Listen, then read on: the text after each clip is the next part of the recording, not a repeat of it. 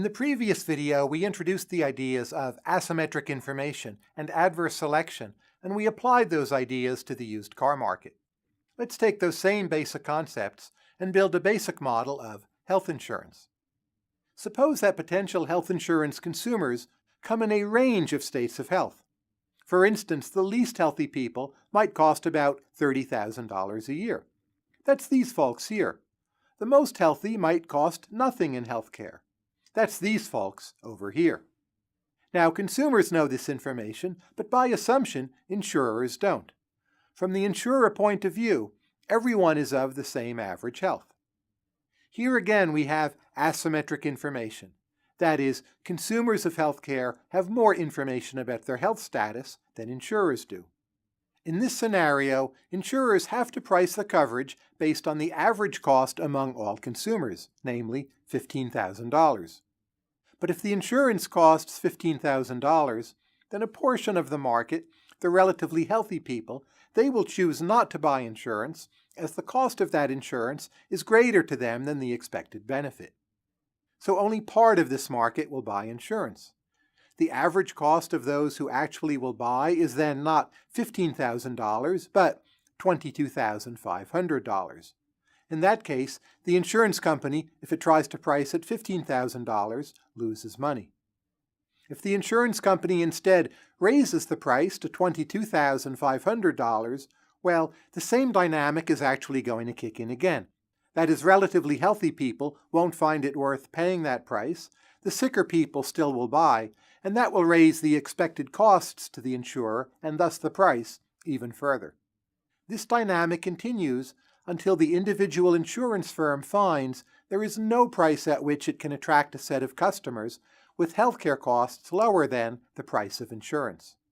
This is the same death spiral we saw before with used cars, and it leads to a market failure. As we saw in the used car market, there are several reasons why reality may differ from this simple model.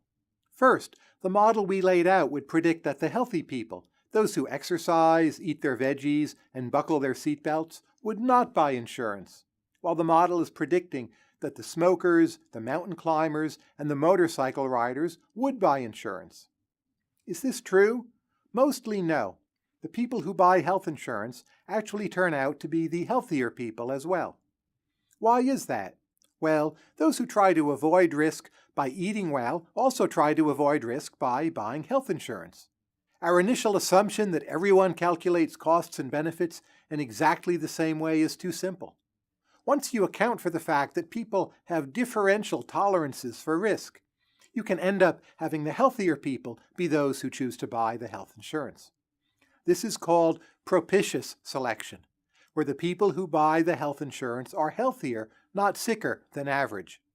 This can keep costs low and prevent the death spiral. Another possible response to the adverse selection problem in health insurance might seem familiar.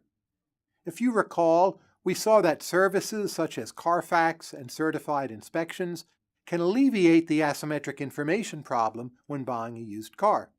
These services allow the buyer of the car to have similar information to that possessed by the seller of the car.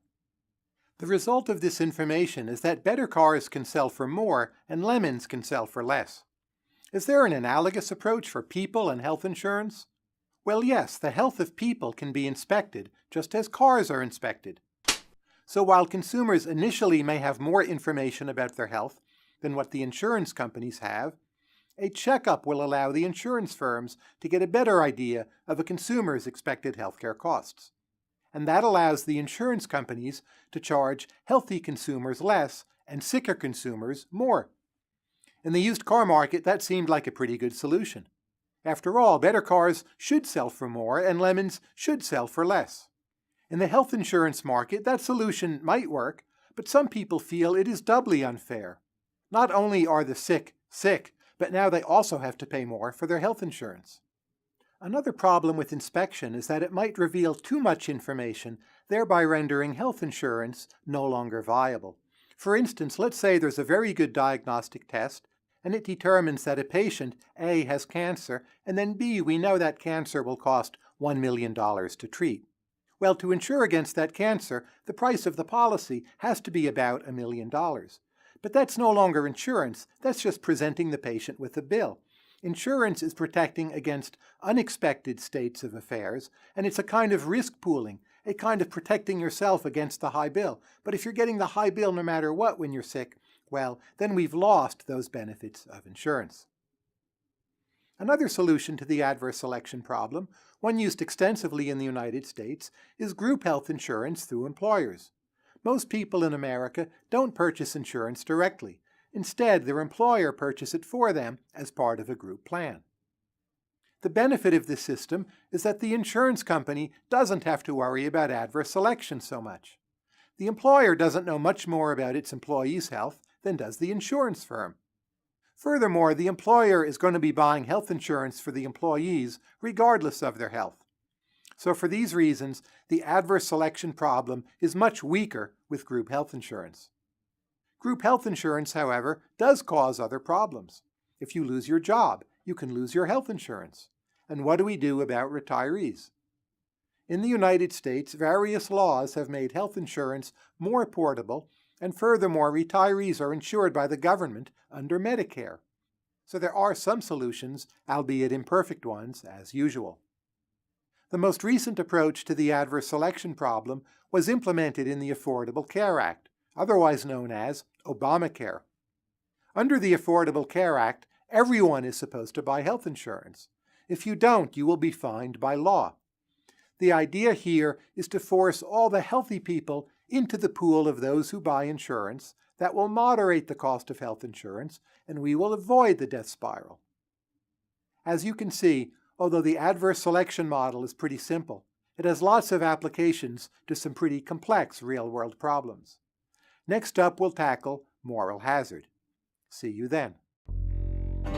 If you want to test yourself, click Practice Questions. Or if you're ready to move on, just click Next Video.